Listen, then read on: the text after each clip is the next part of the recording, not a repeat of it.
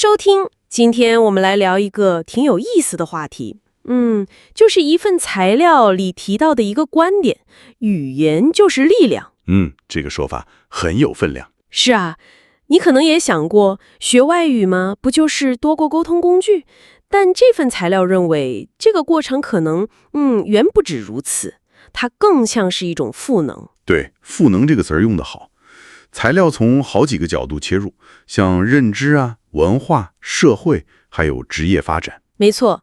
所以今天我们就一起来看看这份材料是怎么一步步拆解这个力量的。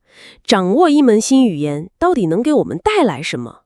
怎么就打开了新世界的大门呢？值得好好探讨一下。好，那我们先从最基础的我们的大脑开始说起吧。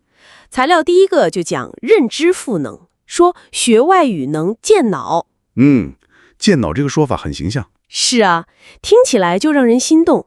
而且不是随便说说，有很多研究支持，比如像 Bialystok 这些学者的研究。对，他们的研究确实发现，懂2种或多种语言的人，他们在解决问题还有记忆力方面，好像真的有优势。特别是那个执行控制能力。没错，就是比如你要在不同任务之间切换，或者需要排除一些干扰信息的时候，多语者好像更擅长一些。那这个优势具体是怎么来的呢？是因为大脑结构不同了吗？材料里深入分析了一下，它似乎更强调这个学习过程本身，过程中的挑战性。挑战性，比如说你要学普通话，那个4声必须得区分得非常清楚，对吧？或者学法语，每个名词都有阴阳性，你得记住还得用对。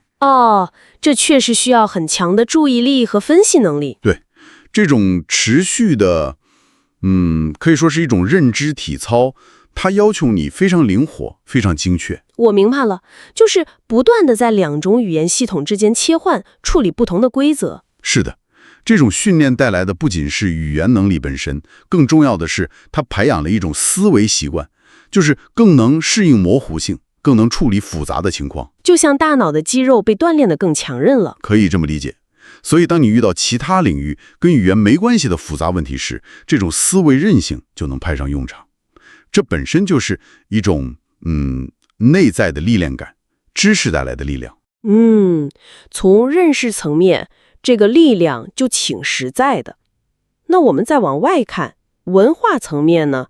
材料接着就谈到了文化力量。对，文化力量。说语言是通往文化的钥匙，这个比喻很经典了。确实，你学会了一门外语，就好像拿到了一张通行证。不只是能看懂路牌、点菜什么的，远不止这些，你能接触到这个语言背后的整个世界观，它的价值观，它的历史叙事方式。这是一种材料里叫文化资本。文化资本这个概念很有意思。比如说，能直接读懂加西马尔克斯的原著，用西班牙语感受那种魔幻现实主义。对，或者能听懂萨尔桑舞曲的歌词，感受那种节奏和情感，这种体验是很不一样的。是的，这种感觉肯定很棒。而这种理解，它不仅仅停留在知识层面，更深一层看，它培养的是一种跨文化沟通的能力。理解和共情。对，共情能力很重要。尤其是在现在这个全球化的时代，不同文化背景的人交流越来越频繁。的确，能理解对方的文化，就更能避免误解，对吧？没错。材料里举个例子，我觉得挺好。一个懂日语的商务人士在东京谈判，他的语言能力不仅仅是用来传递信息的工具，更重要的是能让他更准确地理解对方的细微表达，甚至是一些文化上的暗示。这能帮助建立信任。对，建立信任，表达尊重，这在商业谈判里就是一种非常重要的软实力。这种软实力确实是一种力量。不过这里材料也隐约提到一点，就是伴随这种力量而来的责任。责任怎么说？就是说，你掌握了这把钥匙，打开了文化的大门，但要带着尊重去理解、去运用，不能只是把它当做一种可以利用的资源，甚至去滥用或者曲解。有道理，要尊重语言背后的文化和历史。是的，这才是负责任的学习和运用。好，理解了。那么从认识到文化，再往下，材料谈到了社会力量，语言的力量也体现在社会层面。对，社会层面，这一点也挺关键的。材料特别强调了语言在促进社会包容和公平方面的作用，这个怎么理解？主要是针对一些特定群体，比如移民群体。哦，对，他们到了一个新的国家，语言不通是个大问题。是的，如果他们能掌握当地的语言，就意味着能更好地了解自己的权利，知道怎么去获取医疗、教育这些必要的服务，就能更好地保护自己，融入社会。没错，这是一种非常直接的赋权，让他们更有能力参与到社会生活中去。这确实是一种很实际的力量。那反过来呢？反过来想，如果社会上的多数群体愿意去学习少数族裔的语言，这本身就是一种姿态，表示尊重。对，表示尊重，也是对文化多样性的一种保护，让那些可能处于弱势的语言和文化得以传承。这很有意思。再往大了说，掌握外语，特别是像英语这种全球通用语，能让你更容易地参与到一些全球性的议题讨论中去，和来自不同国家、不同背景的人交流协作。是的，比如在国际会议上，或者参与一些跨国项目，语言能力让你能够发出自己的声音，也能听懂别人的声音。这也是一种参与社会、影响社会的力量。还有一点我觉得很有意思，就是那种心理层面的赋能。心理层面？就是那种归属感和成就感。比如你去意大利旅行，能用意大利语，哪怕只是磕磕巴巴的点一杯咖啡，问个路。哦，那种感觉肯定很不一样。对，那种感觉，我能行，我能在这里交流，这种融入感，这种自信心，本身就是一种很强大的心理支撑。它让你感觉自己不仅仅是个游客，而是能和这个地方建立联系。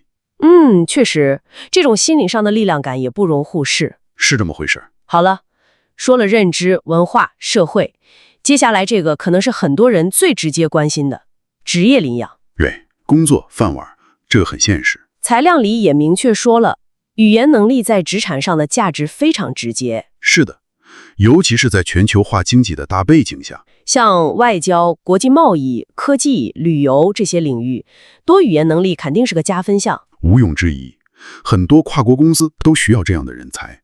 美国那个外语教学委员会叫 ACTFL， 他们的数据也显示，雇主们是越来越看重员工的语言技能了。这意味着更多的机会，更好的职位。很有可能，而且这种价值往往也会反映在薪水上。哦，还有这方面的数据吗？经济学人杂志之前做过研究，发现在美国，懂2门语言的员工，他们的收入可能会比只懂1门的同事要高出那么几个百分点。这就很实在了。对，但我觉得除了这些看见的好处，材料还暗示了另一个更深层的观点。是什么呢？就是学习语言这个过程本身，它对你职业素质的塑造。